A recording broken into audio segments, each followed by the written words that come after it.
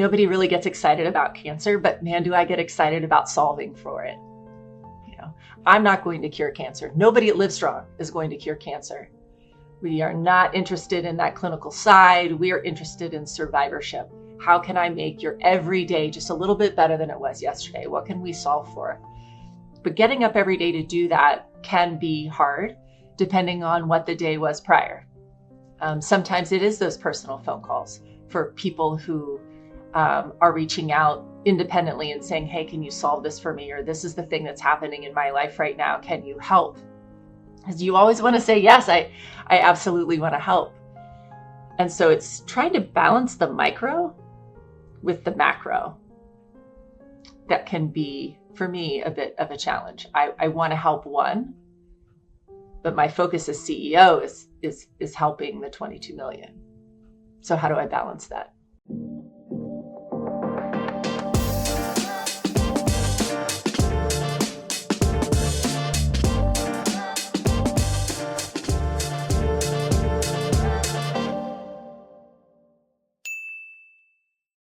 All right, guys, welcome back to a brand new episode of the Hart Hustle podcast. Now, today we are sitting across the table from an amazing president and CEO of Livestrong.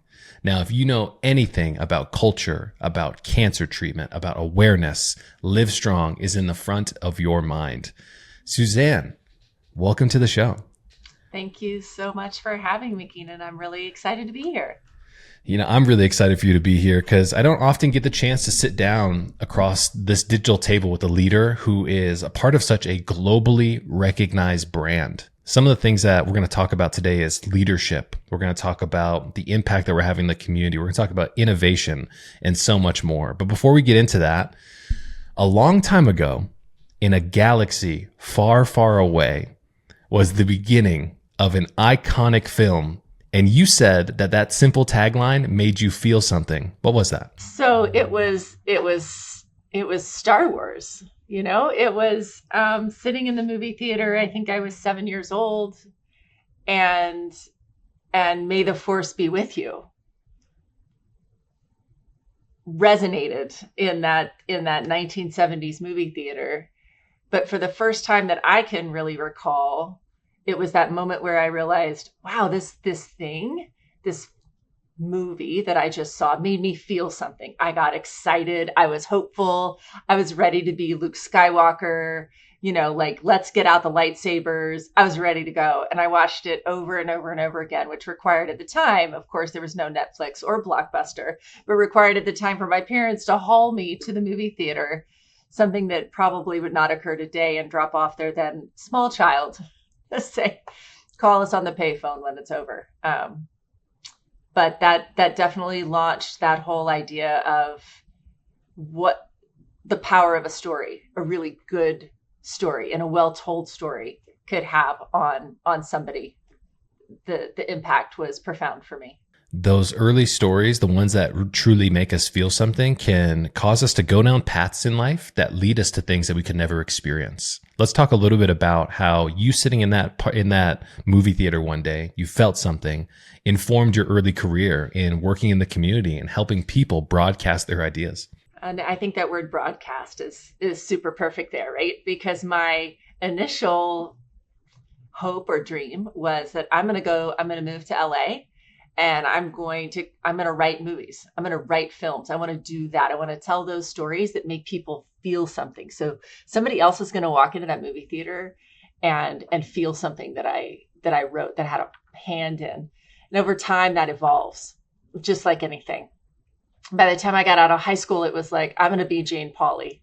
She was on the Today Show and she was telling stories, and Charles Kuralt. This is going to definitely age me, but they were telling stories on television and again, making me feel something. And that felt more realistic than moving to LA at the time. The internet was not a thing. And so your scope of what you could do was, the confines were certainly smaller. But that idea actually sent me to, okay, I'm going I'm going to go to TCU. I'm a Horned Frog, go Frogs, bleeding purple still. I love the purple, right? Always. So bleeding purple, went to TCU and got my degree in radio, television, and film production. So that's what I wanted to do. I'm going to write stories. I'm going to tell stories. And now I'm going to do it on television, right? I'm going to do it any way that I can. And life and my career took me, it's where I started.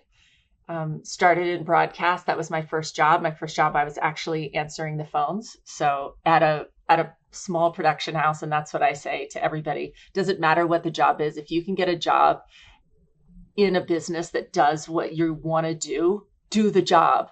Mail clerk, it doesn't matter. Like, do the job. I was literally answering the phones thinking, why did I go to school for this? Answering phones. But fast forward, and that television path led me to public access television. And my first role is in nonprofit, and I was teaching other people how to tell stories, all about broadcasting. I think it's so interesting, and this is in the front of my mind right now, the story of Slumdog Millionaire. If you've ever seen the movie, you know how he had these experiences that seemed completely random in time, but when he came into the light, all of those skill sets and lessons that he learned were the answer to his future. How do you feel like your natural understanding and patience to help people tell stories has put you on the path to be the CEO and president of Livestrong, a global brand here today? Great question. There are lots of pieces. It's very Slumdog Millionaire. I think many of us have that experience. Not only was I being able to write from behind, from behind the camera, I also learned how to edit, tell a story through pacing, through sound or lack thereof. I learned the power of teaching other people. I even was a basketball coach for a little while at the junior college level. And that taught me too, because I had to tell stories all the time to these amazing young women who were looking at me for leadership, which was hilarious to me as I think back. What? So I learned leadership from them. They taught me far more than I ever taught them. And then somehow landing in all of these little tiny nonprofits as I figured out and navigated my way through this, when I realized that this idea of giving back felt really good to me. That's where I really could fit. And suddenly all of these pieces started coming together when I understood that if I could tell a story really well, I could get other people who were just as passionate about the things that I was to come to the table and bring their time and their talent and their money and their expertise to improve that mission and that passion that not only I had, but they had too. And it's the power again of that story that kind of ties that all together. How do I tell a story to you, to a donor, to an investor, to a volunteer, to a potential job applicant? What story of impact are you trying to tell these days? I'm trying to tell the story of impact. What story? To be brave.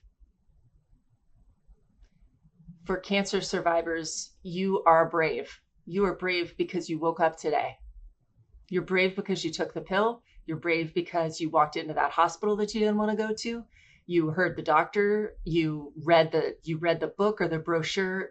You are brave every day. The story of impact that I'm telling today is Livestrong has to be just as brave as you are. And we're committed to that. We're going to be just as brave. In 2021, December, cancer rocked my world. Now, my father, like so many other men, was diagnosed with prostate cancer. And I'll still remember the day when he called me. And excuse me if I get emotional, but I'll always remember it like I was literally sitting in this seat. Get a phone call from my dad. He goes, "Hey man, so I just left the doctor and, I'm going to have to fight some stuff." And in that moment, the mortality of my father, my family, was challenged for the first time. And it rocked not only his world, but my world. And I will always remember how brave he was in that moment to take on these challenges firsthand. And he told me a story one day where he was going into his first treatment and he was sitting in the parking lot and he didn't know what to do. And just at that moment, he received a text that said, "Today you are taking small steps towards positive change for yourself." And he called me back after and was like, "Hey man, I'm just like, don't know if you recognize this, but a simple message made all the difference in the world because it gave me the courage to walk in and continue to fight for you and your family, for you, your sister, your mom." And it's like, there is so much bravery in everybody who's been diagnosed with cancer today, but it seems like it is a story that needs to be told over and over again because 22 million people are diagnosed with cancer, like you said, but how many family members are also impacted in that? And so the stories that you tell, Suzanne, in being able to be brave enough to show up and push this brand to the future, to have impact in all the innovation that you're thinking of, is an amazing mission to be a part of. And I don't really know if you ever get time to actually sit in the form of gratitude for all the lives that you impact on a daily basis, with you even just showing up and being willing to tell this story. Thank you. And I'm sorry that you and your family continue to feel the impact that this disease has. 2 million new people every year in the United States sit in the chair and either have to make that phone call or receive that phone call. You know, we talk a lot about when we say somebody, we work for and on behalf of and solve problems for anyone affected by cancer. It is not just the cancer survivor. It's the person sitting in your chair on the other end of this phone or on the other side of the couch or next door or in the other cube that is now profoundly changed because some cells messed up, went wrong. And what that one person is going to have to do to fix it and to hopefully eradicate that disease or put it to sleep at the very least, profoundly changes who they are physically and emotionally and all of those people around them. It changes them. And it is truly my honor every day to wake up and say, what am I going to do today? How can we change something today? Or I have an idea, or we can do that just a little bit better than we did it last time. Or is anybody doing that? How can we change that? On my signature line, you'll see a list of people that I work for every day. They're there for a reason. They're not there for any other reason than to remind me every time I hit send on an email. I have to go down to that signature line. And I read those people who affected my life. And I'm working for the 22 million, the 2 million, the 5 people on my signature line, everybody. When it comes to fighting this fight, how are you showing up every day and having the courage to make the decisions that are necessary to continue to push this in the right direction? Courage, I think, is an interesting word there, right? I don't feel as courageous as people who sit in a different chair than I do, who are going through treatment. But I will say that it is not an easy job, but one I take incredibly seriously. And I get excited about. Nobody really gets excited about cancer, but man, do I get excited about solving for it. You know, I'm not going to cure cancer. Nobody at Livestrong is going to cure cancer. We are not interested in that clinical side. We are interested in survivorship. How can I make your everyday just a little bit better than it was yesterday? What can we solve for? But getting up every day to do that can be hard, depending on what the day was prior. Sometimes it is those personal phone calls for people who are reaching out independently and saying, hey, can you solve this for me? Or this is the thing that's happening in my life right now. Can you help? Because you always want to say, yes, I absolutely want to help. And so it's trying to balance the micro with the macro. That can be, for me, a bit of a challenge. I want to help one, but my focus as CEO is helping the 22 million. So how do I balance that? There's a speed that's necessary in the micro to make these quick decisions, to impact the organization and the direction in which you guys go, but also the patience on the other side of it that says the decisions that I make today are not going to play out for a long time. How do we balance that? You know, there are other leaders who turn into the podcast who are on missions that they feel are worthy, that have a huge impact. But it's very easy for us to get impatient for the long tail of the runway. It's very easy to get impatient. I talk a lot, and I think a lot about patience. In fact, I have a decision sitting on me right now that is about patience. It's about holding on for that long haul, because investing in yourself, investing in the program, making that difficult decision is almost always the right one if you've kind of laid that out strategically. And so it's getting past that feeling of fear. It's getting past the feeling of anxiety. It's getting past that frozen moment. When you've got if you've ever had a bill that you didn't want to open, old school mail, right? You got that old school mail and you're like, nope, I'm just, you know what? I don't even want to see what's inside. So I'm not going to make a decision on that today. So I'm going to set it to the left and I'm going to wait for another 30 days till it comes around. But it never goes away.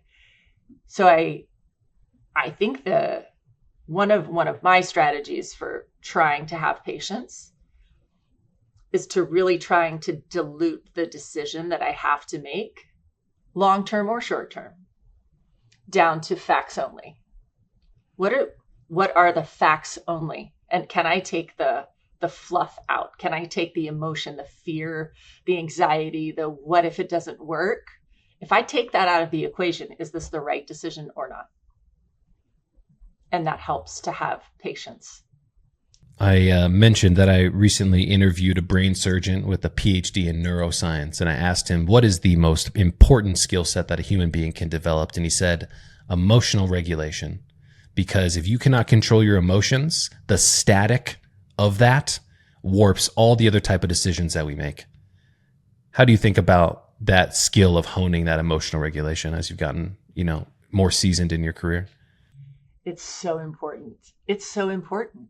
Because people, almost without exception, every day we make decisions based on how we feel, right? And I felt tired, so I went to Starbucks and decided to spend $7 on a coffee when I really could have just gone right down the hall and made my own, because I was too tired or too lazy, or I like their creamer better, or whatever. The feeling that I had was satisfied short term. The long term, and obviously I'm kind of overblowing this, but the long term ramifications of spending $7 on a coffee is that now that instant gratification cost me $7 I could have spent on something else that was maybe more impactful for my life. I think it's not really about willpower either, because I think that that's not correct. It's not about having the willpower. It's about really almost writing it down. Like, I will write it down. This decision makes me feel blah. If I feel angry, so I am not going to do X, or I feel not respected. As a result, I'm going to do Y. It's okay if you feel that way, like owning that, recognizing that, oh, okay, I'm feeling mad or anxious or whatever it is, and then trying to identify what made me feel that way. Why am I feeling that way? I have definitely found over the years that if I make a decision based on my feelings, at least a business decision, and certainly professional growth decisions, if I make a decision based on how I feel and feelings only, it's almost always the wrong one. There's also a difference between your instinct and that little voice inside your head and your feelings. Like, those are two different things. Instincts are something you should listen to. Your feelings are something you should pay attention to. I heard an analogy not too long ago where the CEO was struggling really bad with some stressful decisions that he was making, and his coach and mentor said, you need to start thinking about yourself as like a Yeti can. There's an outside layer, which is the environment, right? Then there's the inside layer of air, which is the vacuum, which protects us from those things. And there's our core. We have to be able to create separation between what's happening out here, the static, if you will, and how it impacts us internally. Because if you had a Yeti that couldn't do those things, it wouldn't be valuable. And the same is true with you as a CEO. You have to be able to control those emotions. And I feel like that in itself is a lesson about maturation. Because very early on in my career, emotions were flying. And all the decisions that I made in that time are things that I'm still trying to claw back. And I think a lot of leaders find themselves having to look in the mirror, if you will, and kind of ask themselves these tough questions. But the sense of self-awareness is something that's very difficult to be able to curate in yourself. I'm not sure if you had the same struggles. Oh, absolutely. 100%. It is not easy. And I think that is something that's just developed over time, and it's something that comes with age, but it is not something that comes without practice. I believe truly it's something you must practice. Especially today, I think about the challenges that the generation, this Gen Z generation has. Very challenging, for me and the Gen X generation, we were toughen up, rub some dirt on it, quite literally. I don't want to hear about it. Go outside, and we're not talking about our feelings. We weren't allowed to have them, Today, we may have overcorrected just a bit. It is okay to have them, finding the maturity inside to understand how they're going to influence the decision that you make and how it's going to influence the future of your life. Because at the moment you felt some way. I heard somebody say one time, and it was on a podcast, and I'm going to have to go back and try to source this for you, but I've repeated it for my son, who happens to be 24. He'll be mortified if he listens to this. And I say, do not make a long-term decision based on a short-term emotion. That has really stuck with me. Is this emotion that I'm feeling short-term? And is it going to change the decision I make? I can promise you, I would not be the CEO of Livestrong today if just 12 months ago, 18 months ago, I had let a short-term feeling interfere with a decision that I had to make about a long-term decision, a long-term goal. Doesn't the weight of that responsibility, just from a personal perspective, kind of weigh heavy on us? Because it seems like we are sometimes the only grounded thinkers in this world of emotion. You know what I mean? Yeah, I do know what you mean. It can be hard sometimes, absolutely, to have conversations with people who are still trying to figure that part out. Right? And you want to help guide, and you want to have that conversation, but it's so, like the word that you used earlier, static. There's so much static in the room that you can't have a conversation that talks about strategy. You cannot have a strategic decision or any sort of strategic conversation when you have the static of emotion and, really taking up so much space. And it can be hard to find ways to cut through that static and coach through those feelings and emotions. And some people are not open to that, and that's okay. But the ones who are, and who are willing to say, hey, I don't have it all figured out. I don't have it figured out. You don't have it figured out. We're still figuring it out, but we have figured this out. And so people who are willing to say, oh, well, how did you get there? And don't want to hear the answer. That's something that they need to look at on their own. But it can feel sometimes like we live on an island. Yeah. I mean, and this is a huge part of, nonprofit CEO burnout, all-time highs. And one of the things that you were talking about there was kind of, in our previous conversation, we said we need to reevaluate what impact looks like in the nonprofit sector. And as I'm hearing some of the complexities and the challenges that we face of trying to be a leader of an organization is pushing us in the right direction with all this swirling inconsistency around us, is it easier just to hunker down and continue to do the same stuff that we've been doing in the nonprofit sector as a way to be able to just say, hey, some of these challenges might be too challenging for us, so let's just kind of do what we've been doing and let's just ride this out? What do you think about that? Oh, it is what it is. My least favorite saying on the planet. It isn't what it is. That's complacency. That's just saying, that's out of my control. Philanthropy, we have we have seen for decades, for as long as the nonprofit concept has been around, we see what I refer to as that hamster wheel of philanthropy that happens. So you see a need, right? Something happens to you or around you. Somehow something impacts your life and you're like, that's never going to happen again. Not on my watch. I have to do something to change it. And invariably somebody creates a nonprofit. There are over 2 million nonprofits today in the United States. 14,000 of those rescue dogs. Now, I'm not saying that they don't need help and I just don't think we need 14,000 of them. But in any case, the reason why we have so many is because it is this hamster wheel of impact. So I say, okay, all of these kids need peanut butter and jelly sandwiches. Each sandwich costs $1.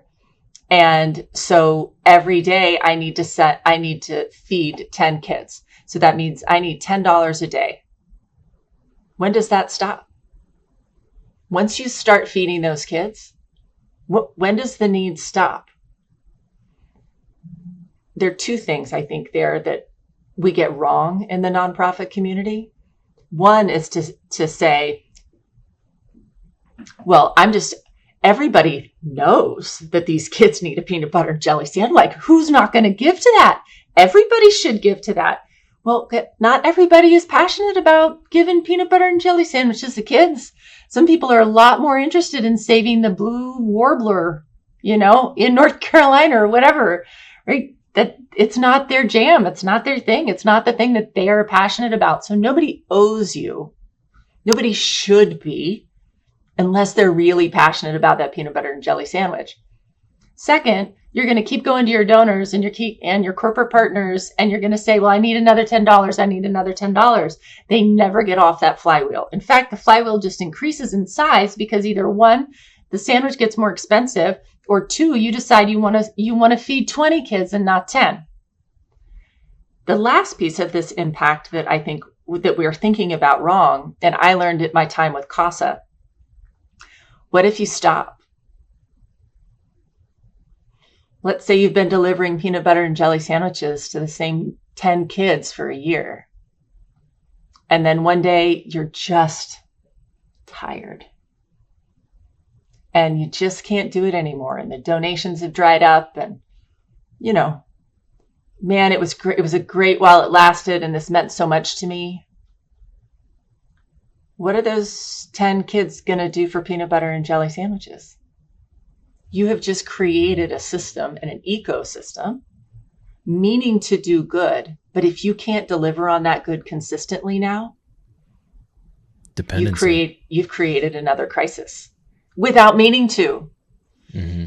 You've created the dependency. And so this idea of philanthropy beginning, Rockefeller said this, David Rockefeller said this, philanthropy begins where government ends. And we as a community continue to push that line and see, well, we'll just keep taking more. And so we're solving for all of these problems. I'm not saying that the government should solve for all of the problems. I don't really know where the line should be, but I think everybody needs to pay attention to that line and this hamster wheel of philanthropy that they're creating out of wanting to do good. But I think to your point earlier, when we talk about patience, would you start a for-profit company with no exit strategy? Mm. What's your exit strategy as a nonprofit? Because you should have one. That's impact. Some of the best CEOs who I've sat across from say, this is going to sound completely contrarian, but we're trying to put ourselves out of business here. And a lot of people don't like to say that. But we are trying to put ourselves out of business when it comes to serving our community, when it comes to, mental and behavioral health, substance use, all of these things. If we're doing our job correctly, we shouldn't be around here anymore. And I feel like there's an underlying element of personal accountability that's in here as well. How do you think we've gotten so far away from this personal accountability, especially in a place where it's okay just to feel good and to show up and to be nice people, which nonprofits often get kind of labeled as? We do. I think it's, when you feel that way, right? Well, I want to go out of business. And sure, I'd love to go out of business, but I know that from a Livestrong perspective, we're not going out of business anytime soon. I'm segmenting the places that I plan to go out of business.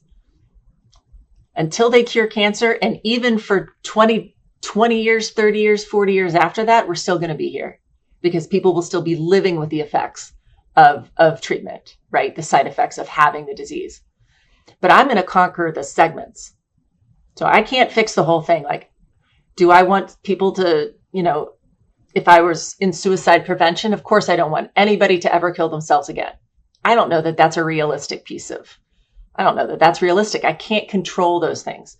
So I think it's about controlling what you can. What can I control about this mission? And yeah, you should put yourself on the line. I think that's a lot of, we talked about being brave. I personally need to be brave if I'm going to try to make sure that everybody who's had cancer is moving and exercising in some form the very day after treatment. I'm gonna do it. But if I'm gonna say that, that's Livestrong saying that. But if my name is in there in any way, that's my responsibility too. I'm holding that up. I hope that we can get back to a level of personal accountability where, hey, you know what? My idea might not work, but I was brave enough to try and to own the failure, because not every idea that I have is great. And not every plan that I'm executing on works perfectly. Of course not. Like, we're human beings.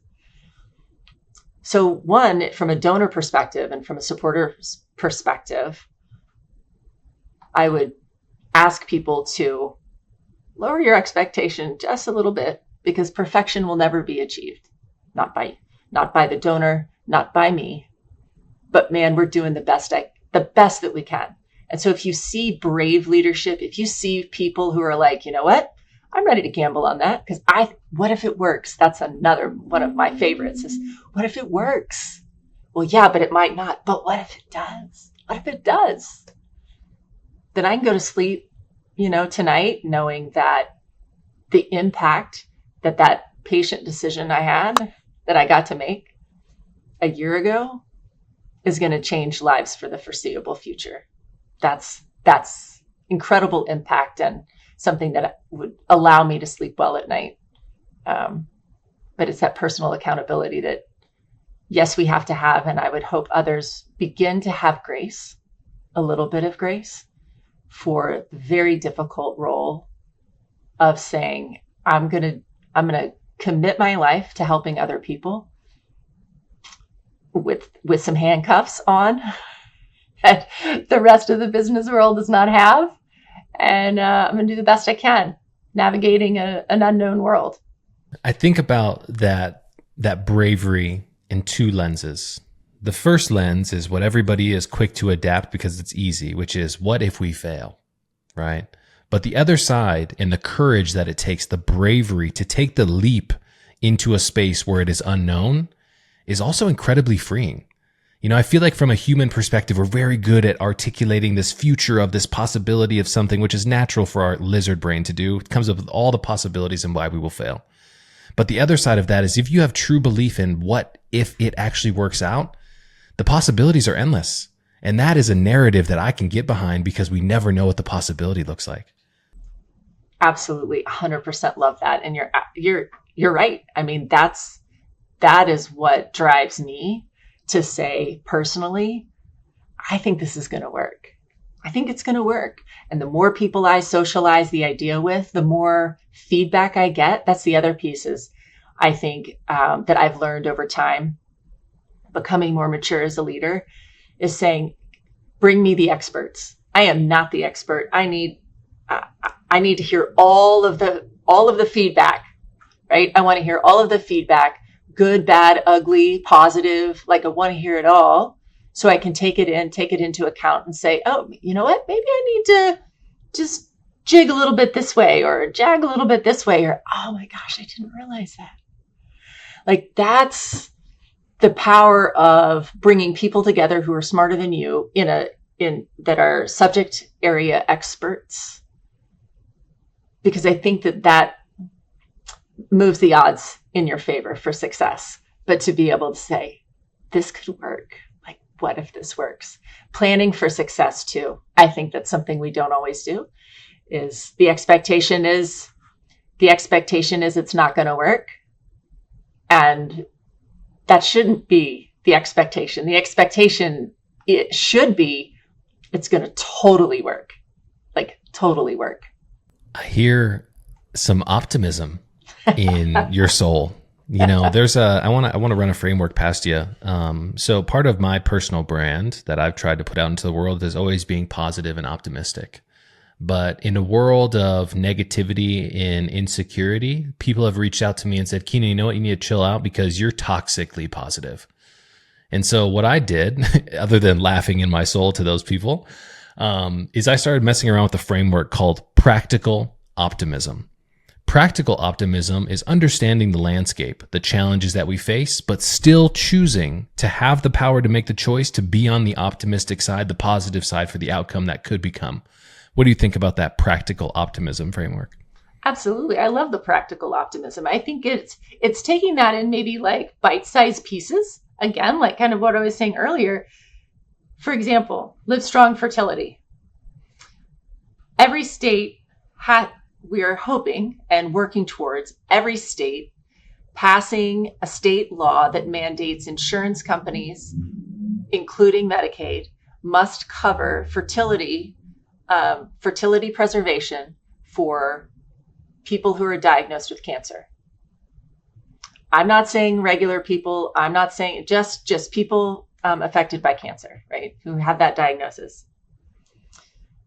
If I were to say, so practically, oh my God, it's 50. Like, that's going to take forever.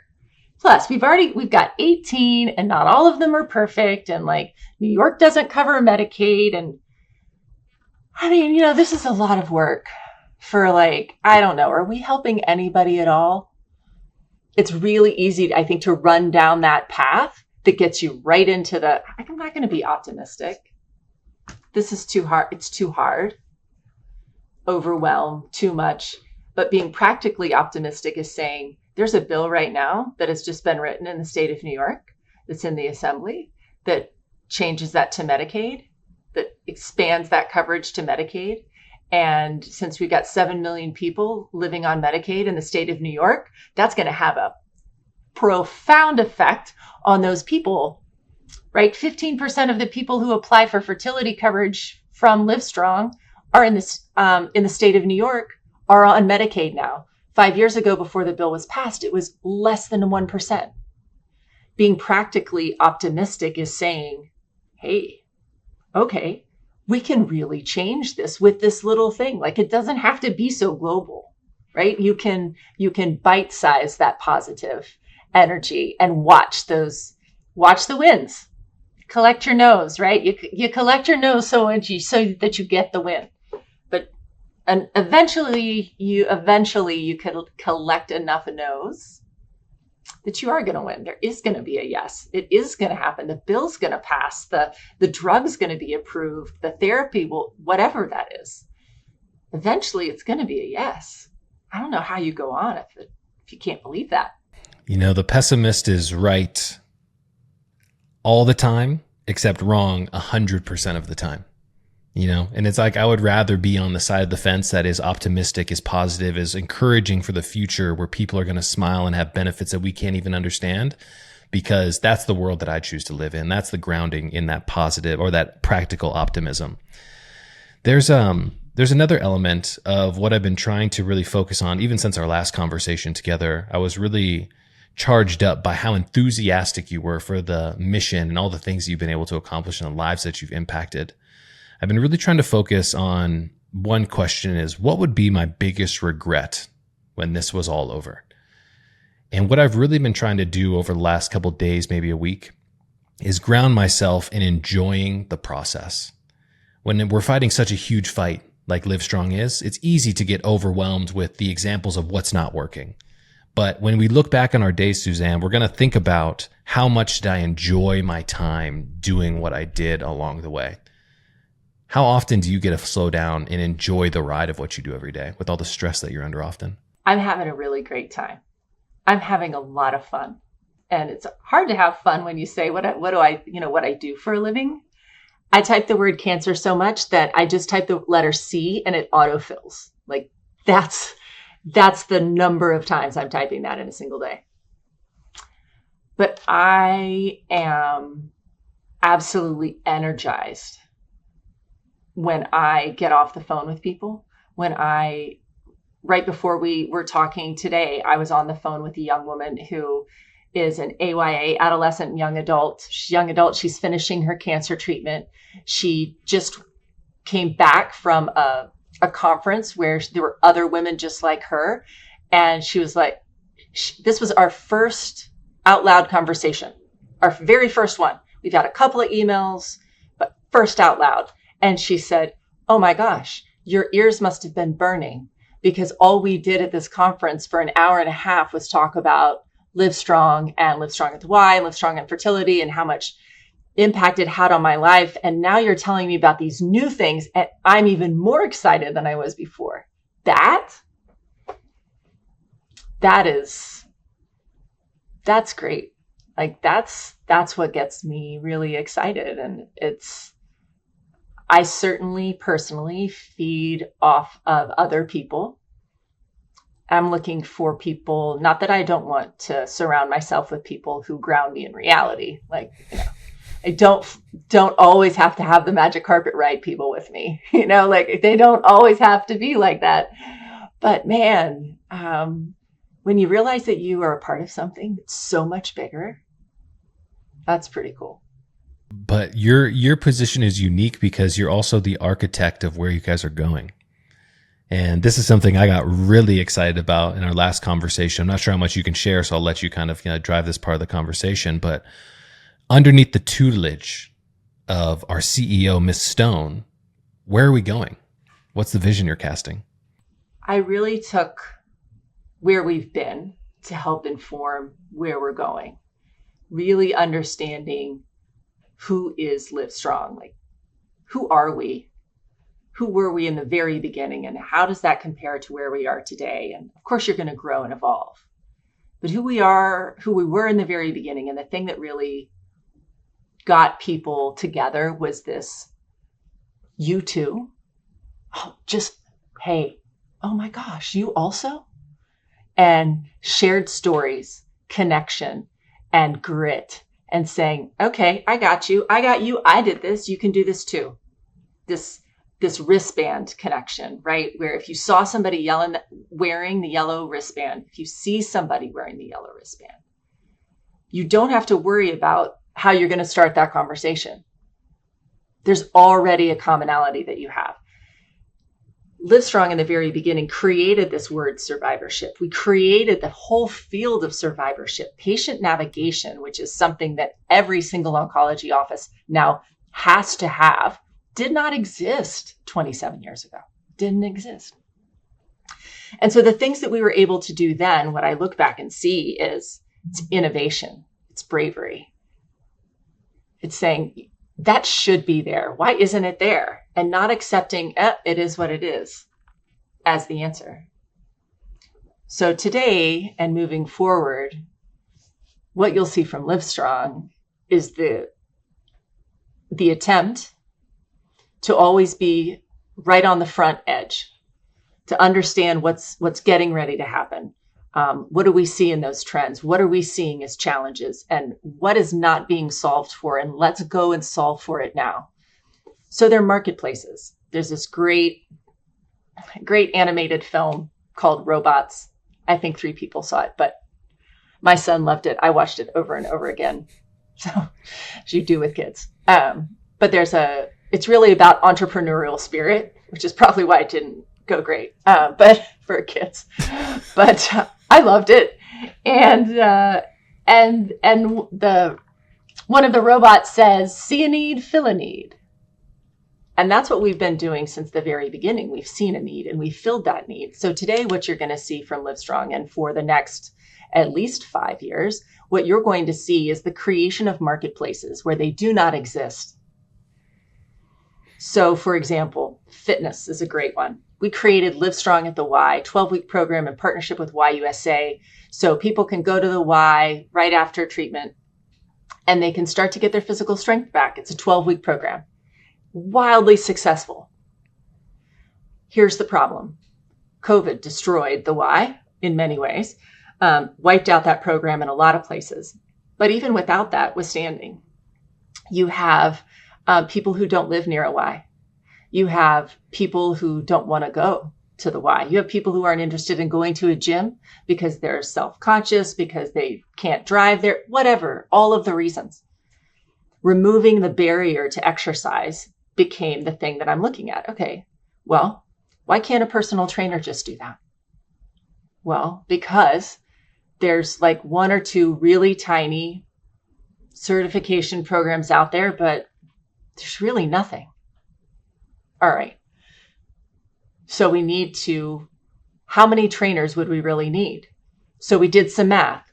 We need 20,000 trainers in the United States to handle the 2 million people every single year that are getting cancer with that new diagnosis. Those 20,000 trainers, we don't have 20,000 trainers. I can't manage 20,000 trainers, but I wonder if we can come up with a curriculum so no matter where you are, no matter what community in which you live, I'm going to train you and teach you at not for a nominal level, right? A nominal amount of money to be able to learn how to work with people who've been affected by cancer. Keep training anybody else that you want to, but the chances are, we know, like 1 in 3, we know chances are somebody who already is your client is going to have cancer. Or you will, right? It's going to happen. So let's learn how to work with those people. So we've created a certification program.